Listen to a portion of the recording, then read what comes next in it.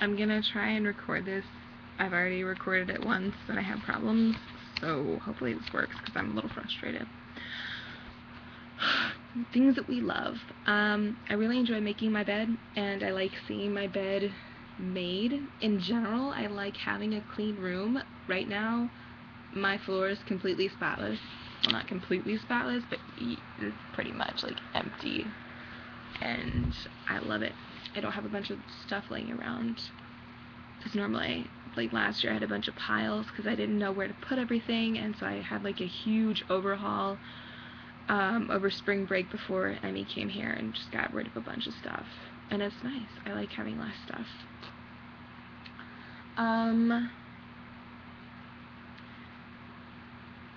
I like just coming in and seeing my bed made and seeing things clean. I like beside my bed having like crochet or like tatting. See that little white stand, and it's got like the big spool of thread on top? That is tatting thread. And I like coming home and having that waiting for me, even though I don't necessarily do a lot of projects. I just like having it. I don't know.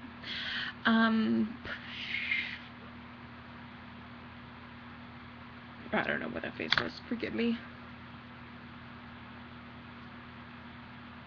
I wrote on this that I like going to the gym, but going to the gym is not my favorite thing. I'll take that back. I enjoy driving around town, and driving to the gym is a great excuse for me to get out in the car every single day, despite me not necessarily having things to do, because I think my parents, like, obviously don't want me just, like, driving around doing nothing, but I love driving around doing nothing, and so it's nice when I can have an excuse to drive around and do nothing. I like feeling busy, also.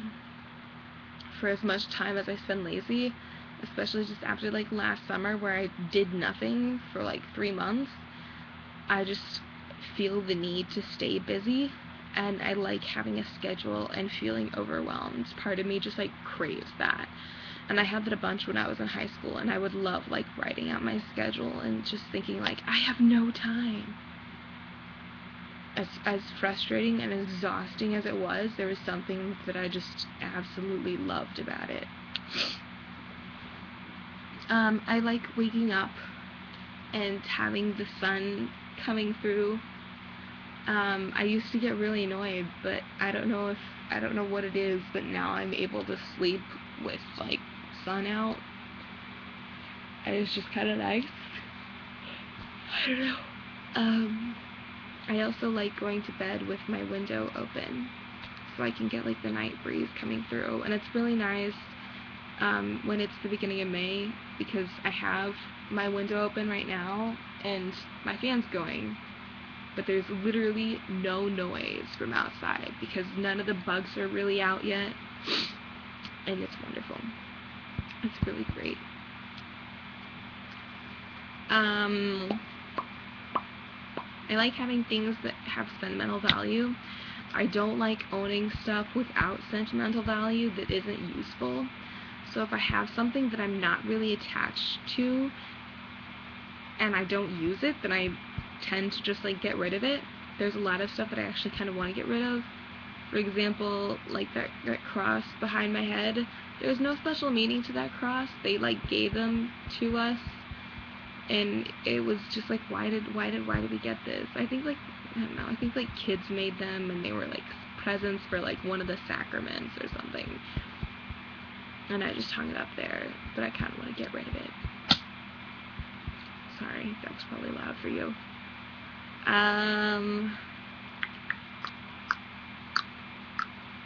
Most of my stuff around my room too has like sentimental value to it, and there's like a reason why I have it out for most of it. Maybe like 50%, which, considering how much crap I have laying around my room.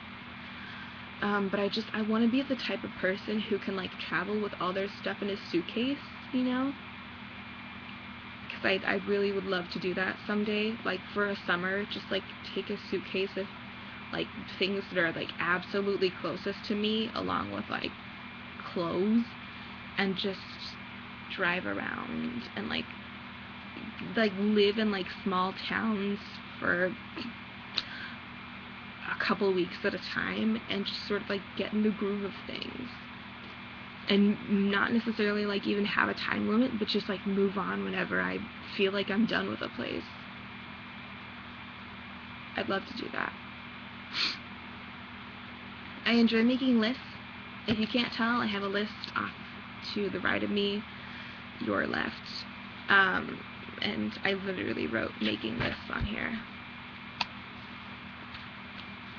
This one, I don't know if you can see it. Making lists. I enjoy lighting candles. It makes things seem like home, even though I'm already home. It just makes everything seem a lot more cozy, and I love being able to turn out the lights and still having enough light to feel like it's a lit room. I enjoy, this is gonna sound really weird, but I really love like the survival feeling, and I think that's part of why I love The Walking Dead so much, because it's all about survival. I mean, obviously there's like the emotional side, but for me there's just such an element of survival to it. I just crave it. I think that's why Daryl Dixon, I'm so attracted to him, because he's like the ultimate survivalist. Seriously though, my favorite part in the entire Harry Potter series, the part that I most enjoyed reading was in the last book, when they were like camping around and trying to like find the Horcruxes and were just sort of like lost. I love that, because they were basically just surviving. I love it when there's like tornadoes and like storm warnings and there's like the power goes out. I love that, because you're surviving. I mean, I like camping, but I don't like camping because there's a survival element, because really our camping doesn't have a survival element at all. And I'm not sure that I'd enjoy an actual literal survival situation where I was just out in the wilderness. But if I had a car and it was like the apocalypse, I could deal.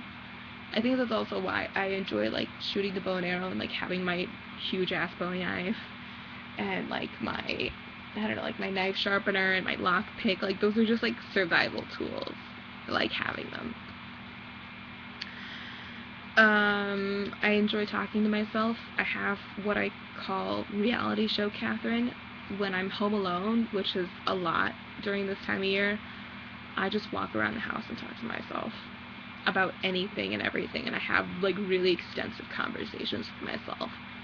And there's like honestly, being at school my freshman year when I had a roommate and I couldn't talk to myself felt so incredibly wrong, because I needed like a conversation and a dialogue with my own mind to really process things, which is maybe why like making videos has been like really fluid for me in the past, because I'm so used to talking to myself that it feels natural to talk to a camera. I'm sorry, Whitney, I see that you're typing and I want to type back, but I'm trying to record.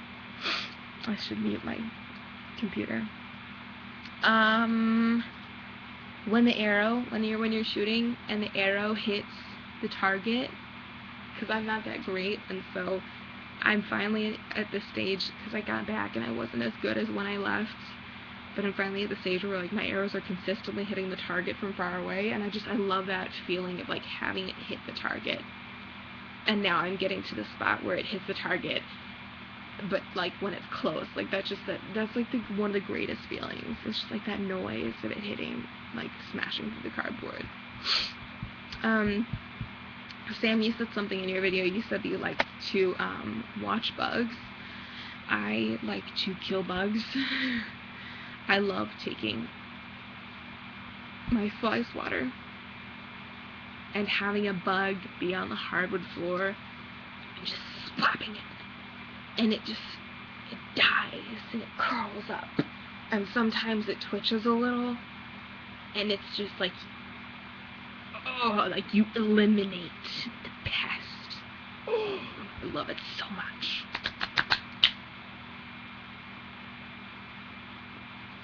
Now replies to things that you guys said in your videos. I'm sorry, Whitney. I'm sorry. Okay. Whitney, in your thing, you said you mentioned it really briefly, and it was sort of like, oh, if you guys are still watching this video, and I know that like Emily has done that, and I think I think that we've maybe all done it at some point, where it's sort of like, if you guys are watching.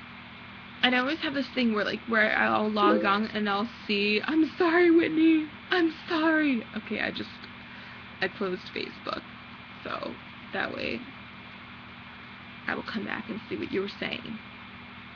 What was I saying? I was talking about watching videos. I have this moment where sometimes I'll log on and I'll see the videos, and I'll have like not checked back in a few days, and you guys will have made stuff, and I'll be like, oh, I'll just go see it, and then I'll realize that I have like 2 hours worth of videos, and then I'm just like, oh, like 2 hours? But then I start watching them, and it's literally, it's like you guys are just in the room with me, and you're telling me a story. And usually when I watch the videos, I'm like doing something else. I like watching the videos while I clean. I don't know what it is about it, but it's just sort of like you like sort of just like are having a conversation with me. And it's funny because every time I'm like, oh, I have to watch the videos, like it's gonna take such a long time, but then I start watching them and it's just like the nicest feeling. And so while I do understand why we all sort of say like, oh, if you guys are still watching, like I understand why we say it, but at the same time, like I've seen every video that you guys have uploaded in full. And I've literally read everything typed in the Facebook chat too. Like whenever I'm away, I scroll up to where I left off, and I've read everything. I'm completely updated, because how could I not? I have plenty of time, so I don't know where that was going. I think I said what I wanted to say.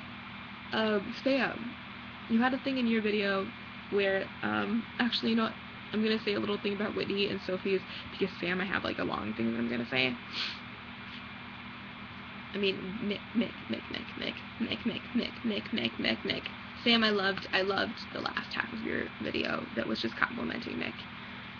Nick, I love you. And I know that I mentioned it in my horror hunt video, but I'm gonna say it again, like, there's a magnetism to you. And Whitney talked about it in her horror hound video too, and she was talking about like the confidence that you had in that bikini, but it's like it's more than that, you know, like even if you weren't in a bikini, I think you still would have had like so much attention, because there's just something about you that is so magnetic, and you're so humble and sweet, but at the same time you're like absolutely hilarious, and you've got like this spunk to you. And I don't know, it's just, I love it so much. You guys are all like the kinds of people that I love in the world. And yeah. But Mick, you were talking about how it felt weird to like live in a suburban area because there weren't like trees. And I totally understand that completely, because I'm so used to like living out in the country. I think I take it for granted sometimes, because I say that I want to move into town, but then I'm just like walking around out here, and it's just so like heartbreakingly beautiful, with all like the vines climbing up the trees and everything. Like, it's just something that I love so much. I love living in the country, and I hope that my future house is able to have some element like this, which I've never really thought of before. But I too like being able to see the stars, but more than anything, I like being able to see the trees. Sophie, you're at Asylum 10 right now, and I'm so excited for you. I'm so glad that you signed up for karaoke. I am so incredibly proud of you. I loved it when you were talking about your deaf cat. We used to have a cat. It's a horrible story to tell. I'm sorry. We used to have a cat. It wasn't like ours, but it would like come into our garage. Why did I tell this story? Oh my god. It was deaf, because you would open the door and stuff and it wouldn't see you until you were right there, and then it would like freak the fuck out. But basically, we didn't save the cat for a while, and we were like, I wonder where the cat went. And so we don't drive like the van a lot, because my mom has like a smaller car that she drives, and my dad has a different car. I forget why, but we didn't usually drive the van a lot, because my parents don't use it for work, so we would drive it maybe like once a week to take everyone to church in, or something like that, or like if we went to dinner. And so we were like taking the van out for its weekly thing, and we like pulled it out, and there was a dead cat under there, and it was the deaf cat. It died under our car. I don't know why I decided to finish the story and tell you that it was deaf, but apparently I want to make a connection with our dead cat and your cat. So I'm a horrible person. Back to Sam. She asked me, I think you asked me directly, and you asked everyone directly, sort of individually, do you consider yourself an artist? And honestly, like, I don't know. Because when I think of an artist, that's just such, like, that's such a title for me. And it's sort of like, I have a lot of things in my life where I just have so much respect for them that, like, I don't know, that's one of the things that are just, like, the title of being an artist I have so much respect for, and I don't think that I put enough work in to be considered an artist. Because in my mind, I hear artist and I think of, like, a professional artist, or I think of someone who's, like, really, really, really talented, and I don't know that I would give myself that title. It's weird for me to call myself a musician as well. Or to even say that I'm, like, musically talented, because I don't consider myself to be that talented. I think that I'm good, but I don't think that I'm amazing. Like, people used to tell me, like, oh, you need to try out for American Idol, and now I'm getting, you need to try out for The Voice, and I'm like, no, like, have you heard those people? Like, they're amazing. And I think that I'm good, but I just don't think that I'm that level. And so it's weird for me now to call myself, like, a musician, because, and I'm going to, like, the jam sessions, and the woman there will introduce me as, oh, like, she's a local musician, and I'm like, I just make music. I'm not a musician, which doesn't make any sense, because musicians are people who make music. But I don't know, like, I think I have, like, the same feeling as you. For me, it's a thing about, like, the ultimate respect, because that's such, like, a large title to have, to say, like, oh, I'm an artist. Like, what I do in my life is, like, creating things that have meaning, and, like, I do that, but I don't know. I don't know that I would still call my, like, even despite, like, having, like, stuff out and, like, currently, like, working on stuff, I would still feel weird calling myself a musician. I would feel more comfortable sitting here telling you, oh, like, I'm a nanny, despite the fact that I'm only working 2 days out of a week and I haven't even started the job. I would feel more comfortable sitting here telling you I'm a nanny than I'm a musician. Which I don't know why that is, but thank you for raising that question, because that's really interesting to think about. And maybe it just goes along with, like, the self-deprecation type thing. I don't know. I think I'm gonna end the video here at 18 minutes, and I'm not gonna do anything, because this is a direct upload to YouTube, because I've been having problems with uploading. So, to pose a question for you guys, maybe I won't end the video. I'm not gonna end the video. I'm gonna talk about movies that I like. The Butterfly Effect. I used to be able to quote The Butterfly Effect. It had John Patrick Amadori in it, who was, like, my first, like, celebrity crush. He's cute. He was in it, and Ashton Kutcher was in it, and it's just, like, a great movie. Like, I love that movie so much. I'm looking at my... Jaws is a fantastic movie. Like, I know that that's classic, but that's, like, one of my favorite movies. It's so good.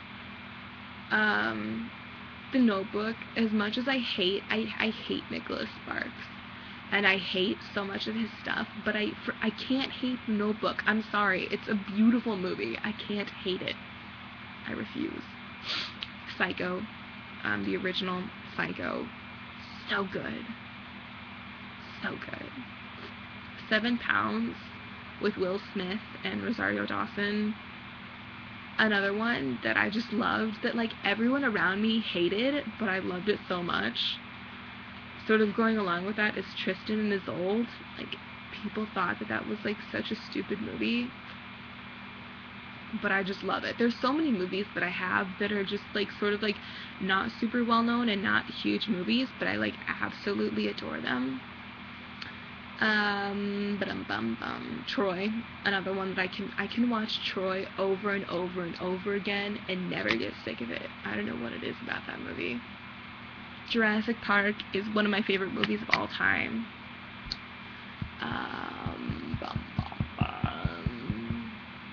Where are my other movies? I have more stuff. I'm trying to think of other stuff that I like, and I can't see it on the shelf. I'll be right back.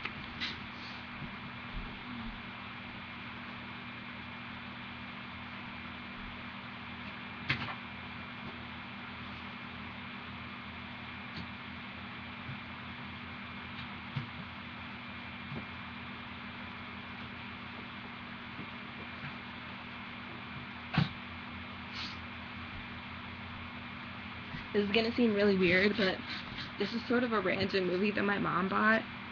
It's called Dinner with Friends, and I like it's a movie that I just watch whenever I'm bored. Sort of like Danielle Steele's book, The Promise, which I don't know if you know Danielle Steele, but she's got like a shit ton of like romance novels, but it's like something that I read whenever I'm bored. This movie, there's a scene with it where they're like cooking and there's like rice and broth.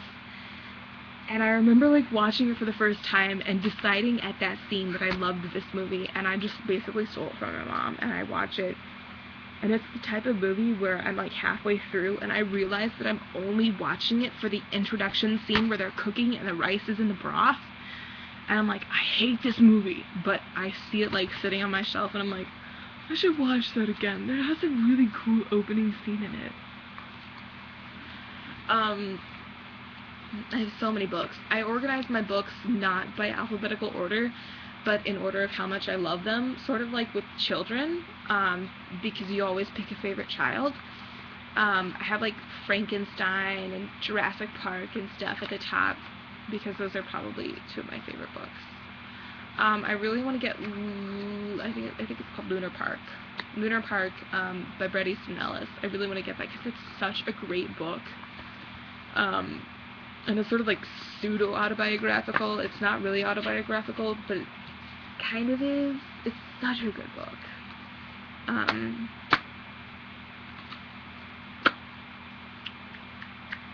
trying to figure out where my other movies went. I'm so mad.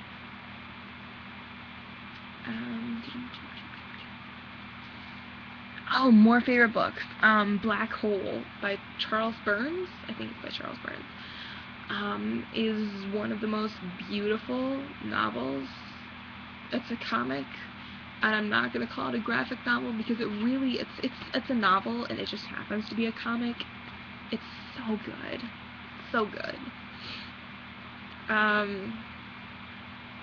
think I'm gonna end the video now because I've kept you for an extra 5 minutes just talking about things. I was supposed to pose a question to you, but okay. You know what? I'm gonna do this. I don't know if we actually want to do this like next week or something, but I want you to find 10 to 20 things that have sentimental value, because I have lots of stuff, and I want you to give me the story behind them. If there's like super long stories with them, you know, like talk as much as you want. Let's do 5 to 20. You have to have at least 5 items. Hopefully you have 5 items. Somewhere between 5 and 20. Because I have a feeling there's some stuff and it's going to be like a ticket. And I'm going to be like, this was the ticket to this moment. And that's going to be my whole story. So 5 to 20 items that are sentimental. And I'll work on finding stuff around my room. I love you guys. That sounds like something fun. Talk about your sentimental items. I like that. because I'm a sentimental person.